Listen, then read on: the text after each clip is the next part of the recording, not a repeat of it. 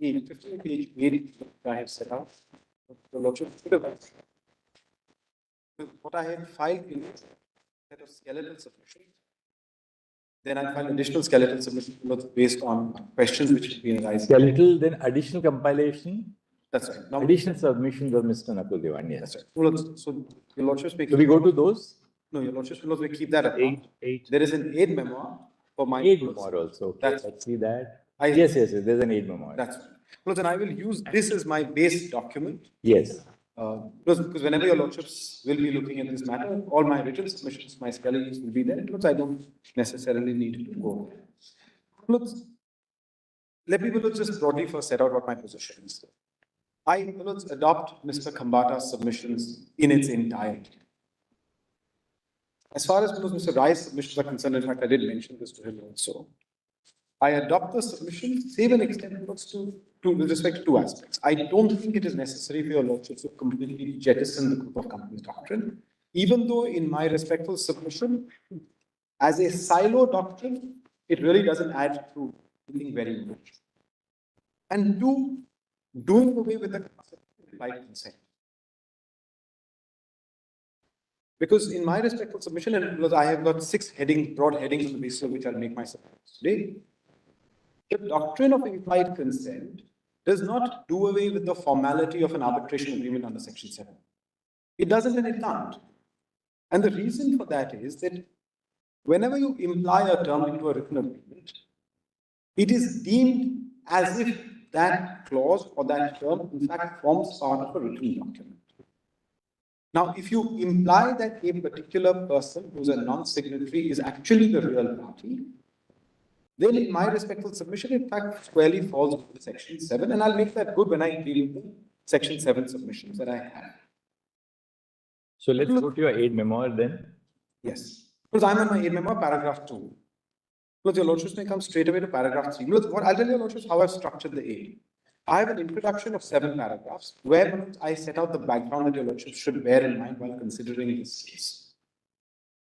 Then I have 6 different heads of submissions, and I'll run through them as fast as I can. So paragraph 3 of my aid.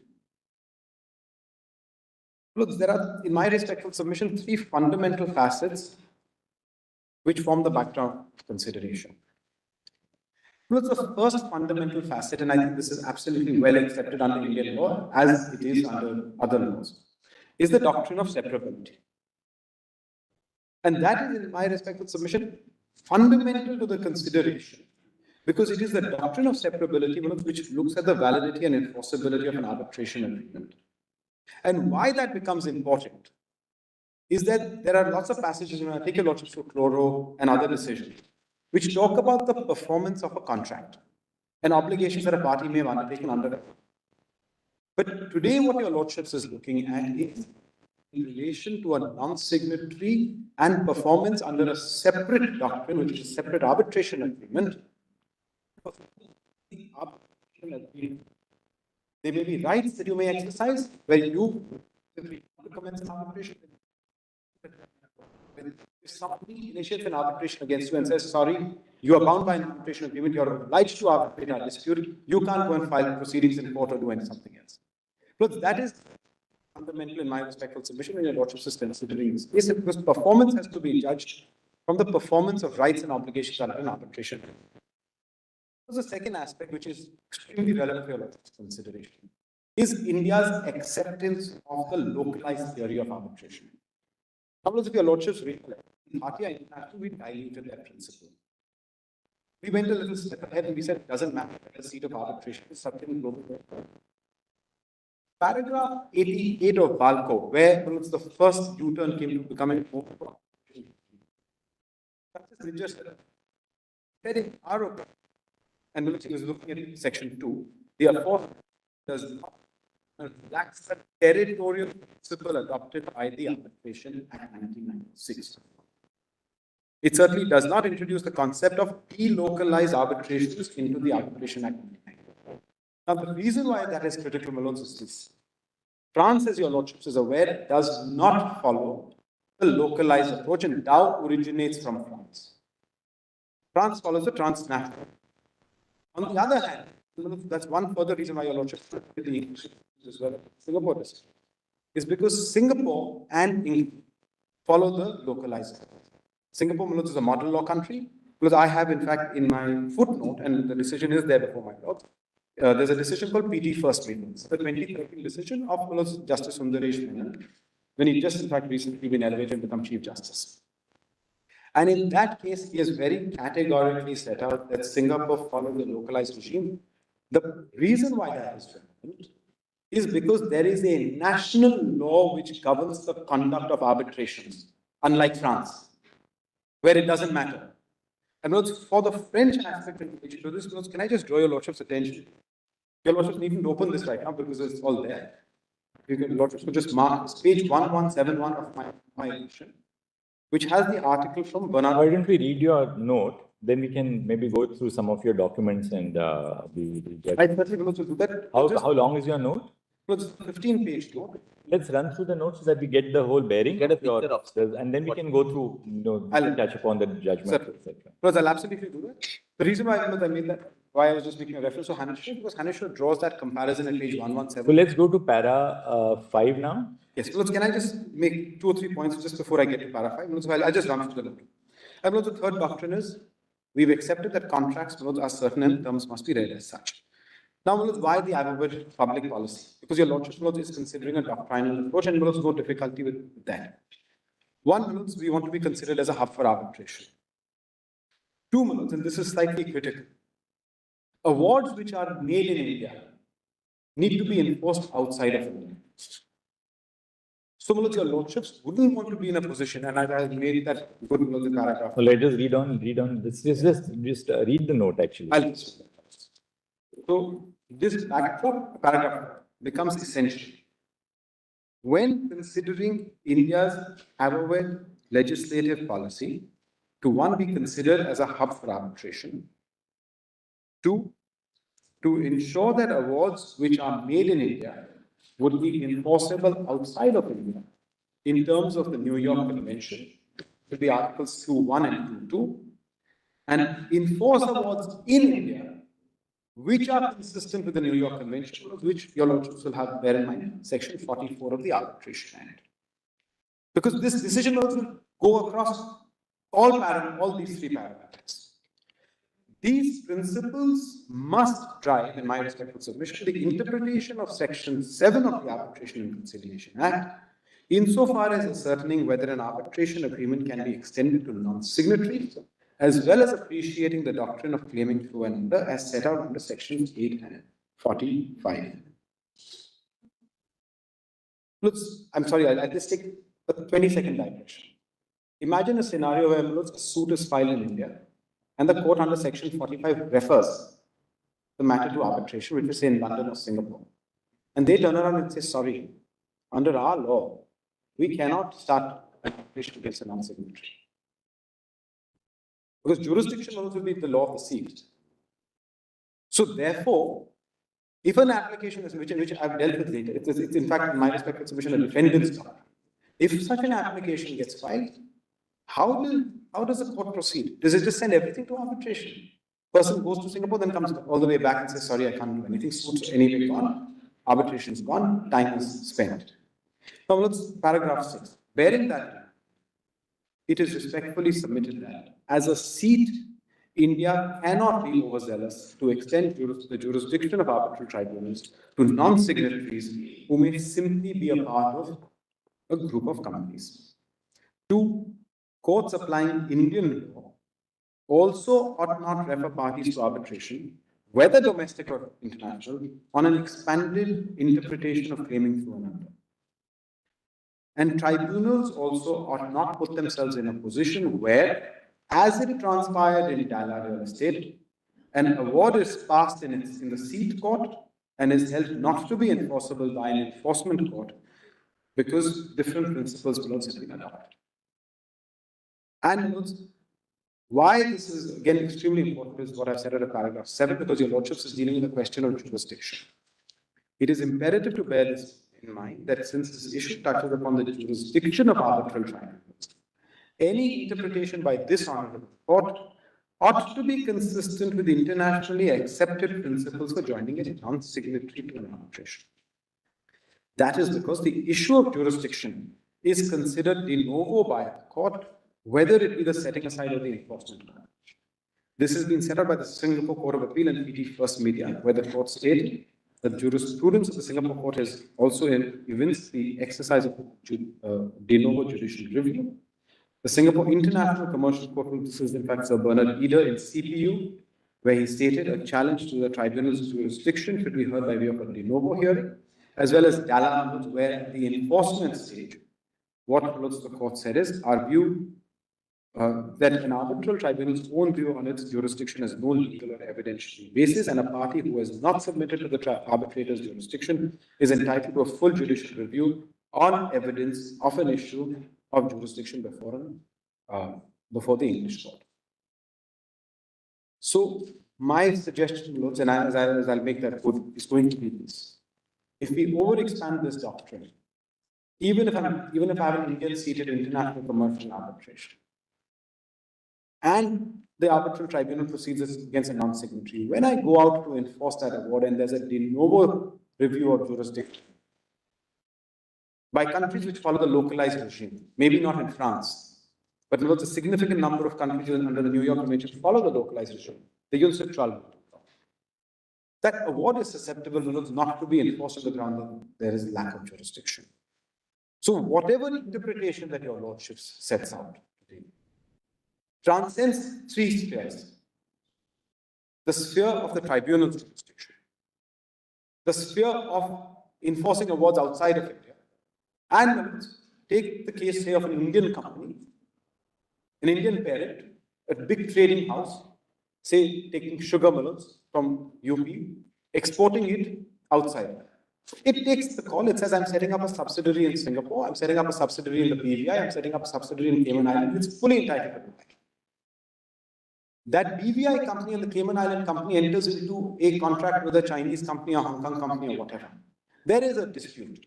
That arbitration award is passed against the BVI company or the Singapore company. Let's assume the Singapore company is a $2 company, but the Chinese or the Hong Kong company perfectly with its eyes wide open says, I will enter into a contract with a $2 company and I will, at the end of the day, have my dispute with the $2 company. Dispute is fought, dispute is lost. Can you enforce it against the Indian company in India? In my respectful submission, the answer is no, you can't. Because with open eyes, you, the foreign company, contracted with my foreign subsidiary. Now you fight it there. That's why Section 44 will become critical. New York Convention Articles 2.1 and 2 will become critical, because this interpretation that your Lordships give today will run across all these three: tribunal's jurisdiction, 2.1 and 2.2, and 44 of the arbitration. Mr. Diwan, you are talking about enforceability. That's the emphasis now. It's all three. That's equal also. But yes, you see, just by applying the doctrine, we are not saying a non-signatory is being brought in.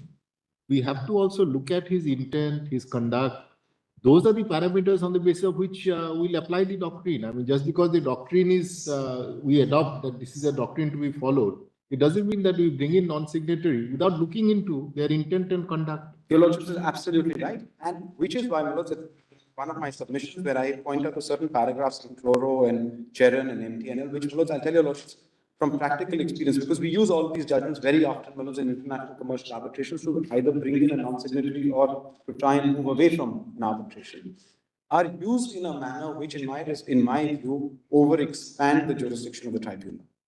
And since your Lordships is sitting in 5 today, in fact, one of my submissions is going to be that your Lordship should either clarify those parts or set aside or strike out certain parts of those decisions, so that it cannot just be a group of companies or single economic entity and nothing. It cannot be. It can't be nothing. That's right. But there are parts of all of these judgments which, fellows, are cited often and often enough, which become a that, I mean, that's what lawyers' ingenuity is something which you cannot ever curb. Since your Lordships is giving clarity today, and I made that good, and I'll take your Lordship. That's only a great aspiration that, judges can give clarity which will last for all times to come. But it's as good as the next lawyer with an imaginative mind. Yes. But certainly your Lordships, in my respectful submission, sitting here, should look at this aspect, which I think is important.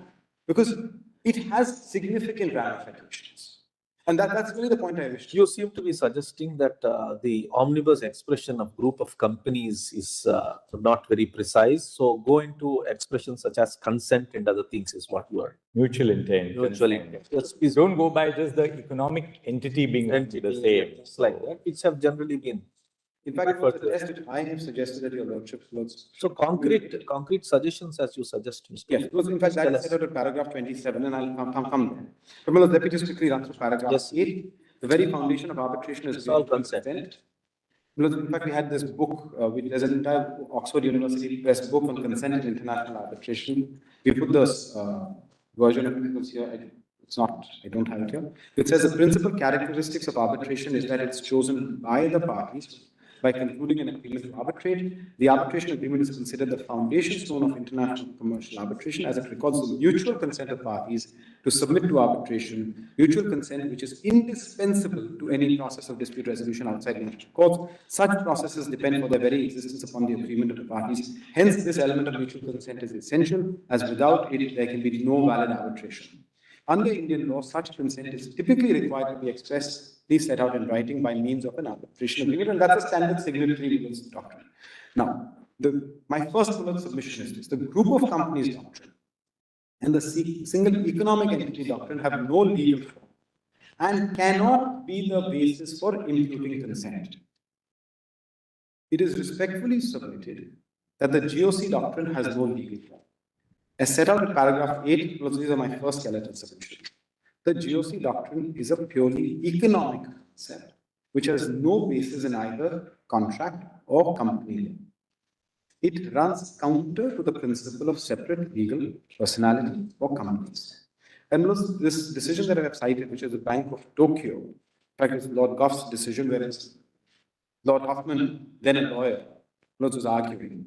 And interestingly, your lordship will find the same quote even in Mr. Khambata's submission. We just happened to have extracted it at the same time, where he says, Mr. Hoffman suggested equivalently that it would be technical for us to distinguish between parent and subsidiary companies in this context.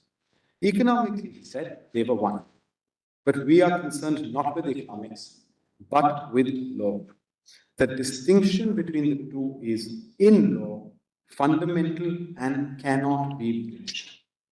And also that same book that we have, which is Consent in International Arbitration, what they have set out is this. The group of companies doctrine is probably the most prominent and controversial of the theories developed to extend an arbitration clause to non-signatory parties. Unlike other bases for binding non-signatory parties to an arbitration agreement, such as agency, alter ego, estoppel, which have their origin in contract law or company law, the group of companies doctrine was developed specifically in the arbitration concept. The treaty is also carefully analyzed various countries and compares the acceptance or lack thereof of the GOC doctrine. My Lord Justice Narasimha, in fact, put that question yesterday. Is there a comparison? Lord, in this treatise, there is a comparison. Lord, it is part of the bundle of authorities that I have cited. Your Lordship can look at it. It deals with France, Switzerland, England, and the United States. And let's talk about how and when it gets accepted. Now, the rejection of the doctrine as a basis to extend the jurisdiction of an arbitral tribunal over a non-signatory in Peterson Farm was also relied upon by the Singapore High Court and Manucher Steel at paragraph 75. Now, it's paragraphs 12, 13, and 14. I have extracted from the Singapore High Court's decision in Manucher Steel. Look, can I just take your lordship through that decision? We'll go through this and then we'll go through the decisions. Yes. So, the rejection of the GOC doctrine as a basis to extend the jurisdiction of an arbitral tribunal over a non-signatory in Peterson Farms was also relied upon by the Singapore High Court in Manucher Steel, which at paragraph 75 observed that for now the import of Peterson Farms was that as a matter of arbitration principle, a tribunal has no jurisdiction to bind strangers to the arbitration agreement on the basis that these strangers are part of a large group under the group of companies doctrine. This was yet another example of how stringently the courts regarded consent to arbitration. Similarly, even the single economic entity doctrine has no legal form. In Manucher Steel, the Singapore High Court rejected the argument that a single economic entity concept is recognized either under common law or under Singapore law. In fact, observed in paragraph 92 that because the law allows and treats a company as a separate entity from its shareholders in the ordinary circumstances, it is perfectly acceptable in many jurisdictions, including Singapore, for an enterprise to be established and carry on business as a BVI company with the attendant advantages of non-transparency of ownership, management, and financial positions. Generally, a BVI company need not make public details of its shareholders, directors, or financial statements. That the shareholders of a BVI company are unknown or may not be identified through public means is not relevant as to whether a BVI company has capacity to enter into legal relations. Its capacity is derived not from its shareholders' legal personality, but from its separate and distinct corporate legal personality. Why any business person would choose to contract with or accept the credit risk of a BVI company without extracting a personal guarantee or some security is, of course, a separate matter. It has also been said under paragraph 96 that plainly the law eschews disregard of the separate corporate legal personality of a company except in exceptional circumstances and only where there has been some form of abuse. Respect for separate corporate legal personality of a company with the rights and liabilities attached to that personality is sacrosanct in nearly every other circumstance. So, when your lordship lifts a corporate veil, etc., those are different circumstances. Otherwise, separate legal personality is accepted. And if you've chosen to transact with the BVI company, then you've chosen to transact with the BVI company. And if your arbitration clauses with the BVI company or a Cayman Island company, then that's what you as a counterparty have chosen. Nobody is stopping you from going to court, which is the Section 28 argument which Mr. Kambata had raised. And we fully subscribe to that. But if your arbitration agreement is with the BVI company, and that's a separate legal personality, then that's where it stands, unless, of course, the other grounds are made out to bring a non-signatory in. Since neither the GOC doctrine nor the single economic entity doctrine can be recognized as ones having any legal form,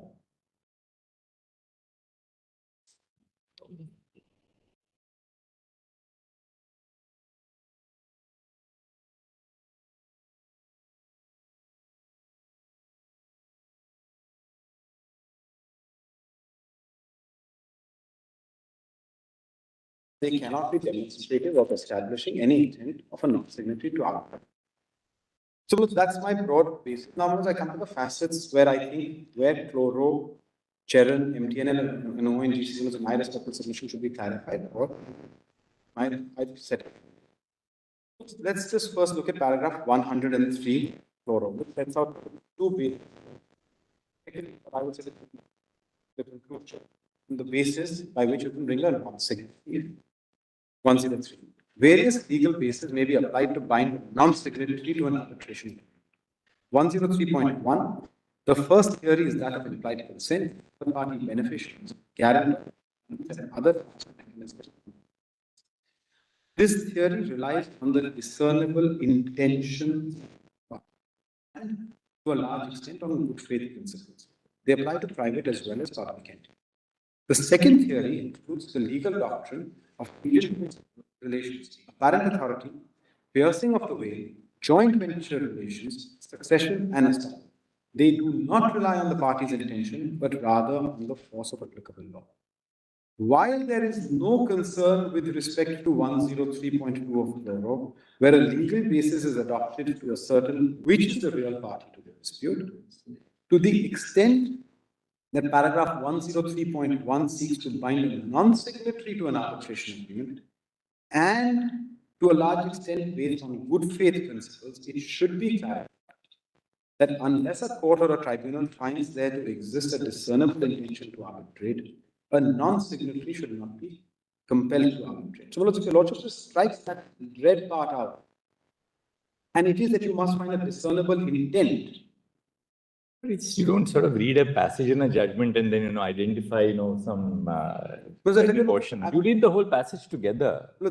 I tell you, Lordship, so the problem. Therefore, once we accept that mutual intent or consent are the key factors, how does consent or mutual intent get deduced? That's the point. Then to decide whether there was consent or whether there was a mutual intent, obviously you will have to look at various factors. How do you? And those factors cannot be decided with any specificity in advance. And I'm not for a moment suggesting that. Please don't take it. So therefore, you also accept that, mutual intent to arbitrate, consent to arbitrate, These are key because of party autonomy, because of the doctrine of severability, so on and so forth. Once we accept that, then in some isolated observations and fluoro control, you're right, it may require a little bit of tightening up. But we can't just say, okay, they read these observations in red and therefore don't read the observations in black, which are not highlighted. Everything reads together I ultimately. tell your lordship what the difficulty. When I have no difficulty with the broad aspect that your lordship said. Fluoro needs tightening up. And There's no difficulty once these observations are in the hands of seasoned arbitrators. They know where to apply the law. They know what to. They don't read the judgment as a sort of as something written in stone. Because I have 4 examples, 5 examples, and these are, in fact, Mr. Kambata and I, in many cases, been on the same side and been on the opposite side. I've been on sides where I have propagated a slightly overbroad approach. And these are real life examples of international. That's the fun of lawyering, right? That's right. But the fun of certainty. You can never have certainty. The quest for certainty is having certainty. Yeah.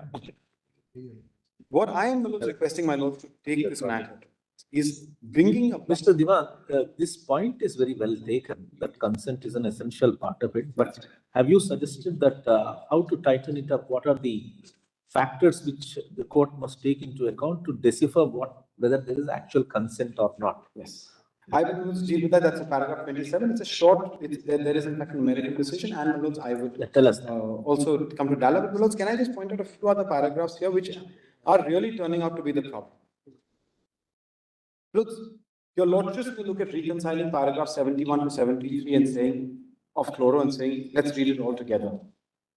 But Lords, I can tell your lordships often enough that 73 is read as a silent paragraph.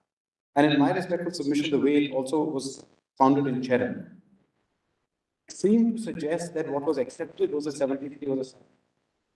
And 73, in my respectful submission, is the problem, because what 73 says is as follows.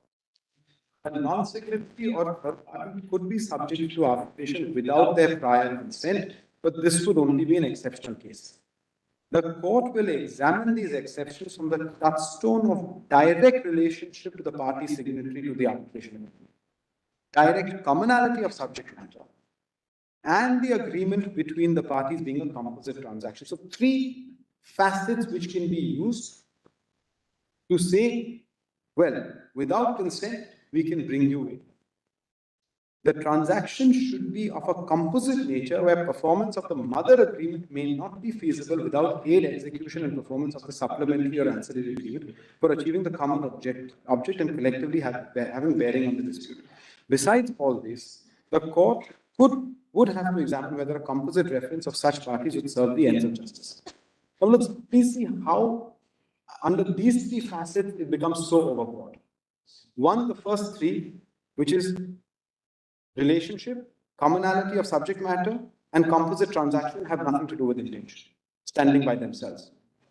2, performance. And there paragraph 76 becomes a bigger problem.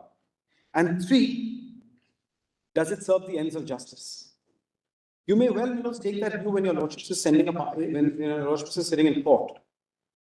But when it's an arbitration agreement and someone hasn't signed it, and you haven't chosen an institution which allows for consolidation or joinder, when you're sitting ad hoc, can you just bring in a party? Because if I say take the ICC rules, or if I take the SIAC rules, or if I take the MCIA rules, or the DIAC rules in Delhi, and I can choose any of these, there's a provision for consolidation, there's a provision for joinder, which means I have consented to consolidation, I have consented to joinder. And in those circumstances, yes, multi-party disputes may well be joined together, but there is consent by accepting a set of rules, but not in an ad hoc situation.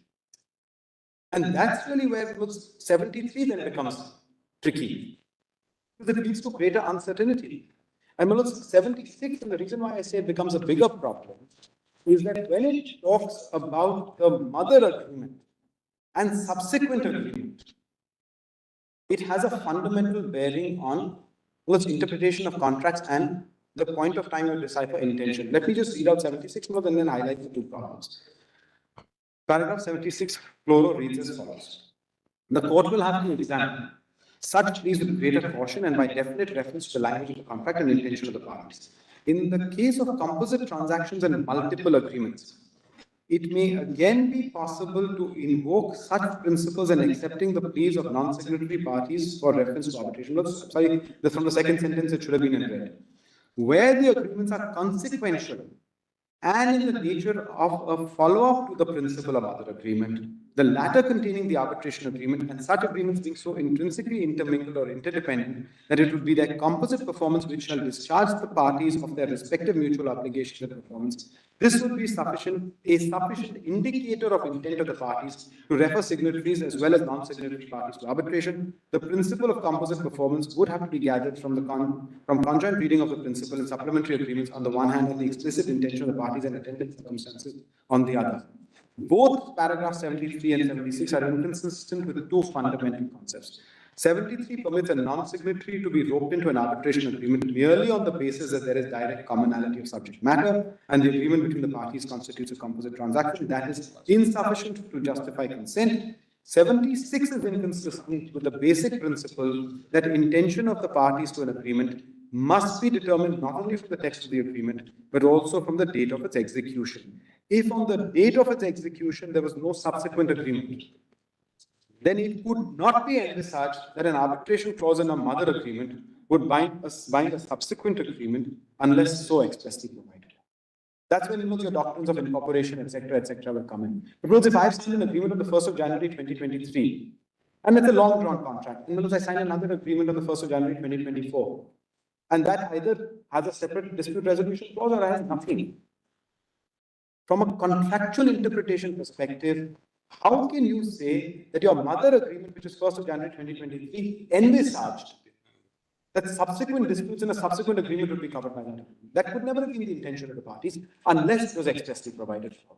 Saying all future contracts or all disputes arising out of future contracts will also be a part, because it's a separate contract. And it happens. There have been many cases like this. And Chloro was a case like this because in Chloro, the finding is subsequent agreements. Disputes under subsequent agreements can come back to the mother agreement. And those, as your lordship recollects, in Chloro had their own arbitration process. How could that be the basis to decipher intent? Because when the mother agreement we get that point, Mr. Divan, that point is well taken. You don't need to labor on that. All those passages in Chloro and subsequent, the point is well taken. You have understood your point. Now, move further. Tell us, what is the method? What is the process by which we would arrive at the actual consent as you appropriate? I think you have para 31, 28 and 31. Very good. So I will skip. Let's go to... I'll skip a couple of paragraphs. So 21. We see. Now come to 28 is where you quote 28 where you start actually. So 21, 23, 25 words, my respectful submission, point 2. Same thing. The same kind of problem. Same thing. Just one greater concern which arises from the ONGC. Just look at para 25 of my submission, where that these paragraphs allow non-signatory to be bound without consent would make them inconsistent with the fundamental facet of arbitration, can only be resorted to with the consent of the party. And that little part that I wanted to refer to from ONGC, which is problematic in my respectful submission, is that paragraph 30 of ONGC, where it is said, it noted that written intention to arbitrate between parties can extend to bind non-signatories with the aim to target the credit-worthy member of the group of companies. This is what Red says, which you have quoted yourself. I have. Then exactly, we have referred to Redfern, we have quoted Redfern there. That's why I'm not from saying, I'm not from... Where you have referred to Redfern yourself. I certainly have. Redfern expressly refers to what is the purpose of the doctrine. That's right. Now, paragraph 27, your lordships is absolutely right. I have referred to Redfern and how Redfern reads down now. That's right. And what Redfern effectively was a paragraph 27. I mean, what I've said out of paragraph 27 says this.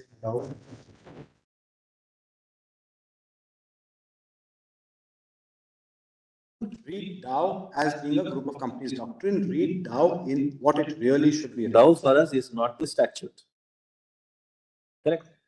Not just a statute, but in other words, go by section 7. In fact, what the law is. And in fact, at page 11, para 27, 2.54. I've highlighted that. According to the Dow chemical case, may perhaps be best characterized as authority that conduct can be an expression of consent, and that among all the factual elements, the existence of a group of companies will be relevant. I'm so deeply obliged. I'm so deeply obliged. That's what I highlighted to your Lordship's kind consideration. Now, your Lordships has all of these judgments. Your Lordships has Redfern, which I have quoted more than instance of. But am I asking your Lordships to just simply subscribe to what is set out in Redfern? And my respectful submission, Lords, is no, because there is a little balancing that's required. And that balancing is what I have said at paragraph 28. And there, Manoj, I will Now go to para 31. That's where your 2 points which you are making. How to really then infer what kind of conduct and what kind of consent or implied term. Manoj, one is that, and then towards the conclusion, Manoj, I give you a lot of couple. Manoj, can I read out 20? Because there's something critical there. Because there's a little balancing that's required. It is respectfully submitted that the evaluation that is to be conducted. There is a para 20. This is the evaluation to be conducted. The presumption must be balanced. These are the presumptions which have been drawn by Redfern with the equally compelling fact that the party who has negotiated a contract have deliberately chosen not to be bound by the arbitration agreement by having the contract executed through a subsidiary or a sister concern. The action of stepping away and limiting liability may well form the basis to demonstrate an intent not to be bound by the arbitration agreement, which at the point of execution of the contract has been accepted by the party. And that's my point. When your Lordships has doctrines such as... So, but therefore, are you saying that basically no party which is not a signatory to a contract can be bound by the arbitration? No, there may be circumstances where you may have accepted... Obviously. Where you may have written, but today, if there is no such, don't just look at your Lordships to balance the evidence. If there is no evidence, suppose I have negotiated the contract, but finally signed by my BVI subsidiary. The counterparty has been perfectly happy executing the contract with the BVI subsidiary. I have, using my group structure, shielded myself. Am I not entitled to do so as long as the counter? Why should that intention? I'm the sugar exporter. Of course, it's family. But it's a high-sea trade happening with my BVI subsidiary. It happens all the time in India. So precisely, Mr. Diwan, a party or a group company can arrange their affairs in a manner that I consent to move away from this particular part. This is what you are trying to say. That's correct. So we are talking about determining the consent. Here we can easily see there was to move away. Yes. So that is what we have to sort of focus on in a situation. That's right. Where's arranged in that way? I'm so deeply obliged. What is by reading all of these decisions? I can tell your Lordships with some amount, with some experience that I have in this, that these decisions are being read to say it's a composite transaction, you're performing the contract, that's only a subsidiary, you're roped in. That's the concern. And nobody is looking into the fact that, yes, of course, I may have negotiated, but I step back and you perfectly well agreed to allow me to step back and step out of it. That's para 34. Yes, let me straight away come there. So now the test. 34, 35, and 36. Yes, the test you're looking for, yes. what you're suggesting. So look, the test that I am suggesting derives itself from various one looks from a US decision which was set out in the consent to arbitration, which effectively says there must be a clear and unmistakable intent to arbitrate. And also this must be from a dispute resolution perspective, from the doctrine of separability perspective. And what is also set out by Dalla in the concurring opinion of Lord Collins at paragraph 122, where right at the end of paragraph 30, what your Lordships see the last 4 lines, it would have to be a conscious, deliberate act by the government. That anything less deliberate act of the government make it less relevant. This was the government of Pakistan, and the letter would not be relevant. Para 31, there's two tests. That's right. I set out in the additional skeletal submission, the paragraph 7. One there. I'll come to that. The conduct of the non-signatory party demonstrates to be bound by the arbitration as a separate document, as a separate contract. Think my disputes you will be arbitrated. And in incorporation of an implied term in a contract where a non-signatory is implied to be a party to an arbitration agreement. These are the 2 bases which, if clarity is brought out here, will make it significantly easier. And these are exceptional circumstances. If there is something which meets the NABA power penta test, and you can get me in, get me in. But if you can't, then you can't. So these, and Now see, para 34, 35, 36 is important actually. that's it. So Manoj, how I have now distilled section of the Arbitration Act is as follows. I'll just read out what's the first part of section 7, which says arbitration agreement. In this part, arbitration agreement is an agreement by the parties to submit to arbitration all of certain disputes which have arisen or between them in respect of a defined. Now, I divide that part of section 7 into two parts. There are two parts of section 7 of the Act. I'm reading paragraph 13. The first of which is the agreement by the parties to submit to arbitration certain disputes. So, that's the first part. The second part of section 7 relates to the manner by which such disputes will arise under a defined legal relationship. Now, in these proceedings, binding a non-signatory to an arbitration agreement ought to be considered for the first part of section 7, which is whether there is an agreement by the parties to submit to arbitration. It is only on the conclusion of such inquiry that the basis and substance of the dispute which may have to be arbitrated are required. So, So that's how I break section 7. And what I also must further submit is that it is, paragraph 35 is that the definition of party ought not hinder your motives. Because a party, I will say, should be the real party. Because 2(1)(h) says unless the context requires otherwise. So your lordship is not bound by just the definition as it stands. And therefore, the paragraph 36, I say, if in a particular case it has to be ascertained that the real party to the arbitration agreement is a non-signatory, then the definition of 2(1)(h) ought not come in the way of restricting the arbitration only to the signatory. Now just let's see your conclusion, Mr. Diwan. Yes, no, just the little point of claiming through and Through and under, it's okay, Mr. that's right. I'm not going to repeat anything there. But please remember just one thing. When the section 8 and section 45 come into operation, I have filed a suit in India. Very clear. It can only be related to an Indian suit or any other Indian proceeding. A non-signatory comes claiming through and under, saying, why have you filed it against me? I am claiming through and under against this as a defendant. Send me to arbitration because there's an arbitration agreement with somebody who's a signatory. Certainly the signatory comes, no difficulty. It's a direct 845 reference. Claiming through and under is actually a defendant's job. It's meant for a non-signatory to come in and accept that obligation to arbitrate. Because the other person who has filed the suit says, yes, I may have a contract with person X. Maybe you're the assignee, maybe you're not the assignee. I don't know. Maybe you're the parent company. I can't go against you. I file a suit. Parent company comes and says, no, I'm claiming through and under my subsidiary. I am the real party. Send me to arbitration because your contract has. So look, it's a defendant's doctrine. And what I'm only saying is this. That defendant's doctrine under 8 and 45 cannot be used to just bring a non-signatory group of companies, which is where there's been a conflation in my respectful submission. All right, let's go now to the conclusion. No, I'll certainly now come to the conclusion. And the point we make is this. It is respectfully submitted that this honorable court to set aside parts of the decision in favor and subsequent judgments that allow arbitral tribunals to commence arbitration only on the basis of the GOC doctrine. The GOC doctrine cannot, without more, extend an arbitration agreement to a non-signatory. The determination of the real party to an arbitration agreement must be reflected on the execution of the arbitration agreement. This approach would balance the public policy between certainty of contracts as well as resolution of disputes and will not be antithetical to the development of arbitral jurisprudence.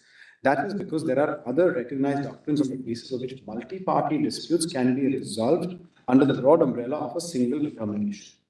These include concepts such as recognition of a single arbitration to the doctrine of incorporation by reference, or in the case of institutional rules, providing for consolidation of disputes. As Hanashia notes, joinder and consolidation of disputes is an issue distinct from the issue of extension of an arbitration clause to a non-signatory, and therefore the policy considerations for the two should not be conflicted. Yes. And that is unfortunately what has happened with Chloro and the judgments which have gone down. But I want to answer one question which my Lord Justice Roy had raised, not today, but a couple of days ago. From a construction contract perspective, employer, contractor, subcontractor. Mr. Kambata Malot had made certain submissions, which I adopt. But under the FIDIC rules of contract, which again internationally for contract becomes very, very relevant. And I've quoted this. Article 4.3 says that the subcontractor has no privity with the employer. Now, if your lords under Indian law says, sorry, in such a situation, because of composite transaction, because at the end of the day, you subcontractor are only performing for a contractor who's performing for an employer, I can rope you in. Then it's going to be against the FIDIC rules for construction of contracts. So the construction industry, well, in my respectful submission, gets into a bit of a dizzy. Well, let's take international trade. The way companies are set up for international trade and commerce, again, also provides group structures. And therefore, I would be very hesitant in accepting, as the other side says, chloro in its entirety. And the judgment. Right. Thank you, Mr. Diwan. I think thank you very much, Mr. Diwan. But I'm so deeply obliged. Well, it's all my references. I'll just take one. I'm not going to make take my first skeletons and my additional skeletons, and these will make a reference to everything that is relevant. Thank you, Mr. Diwan. Because I'm so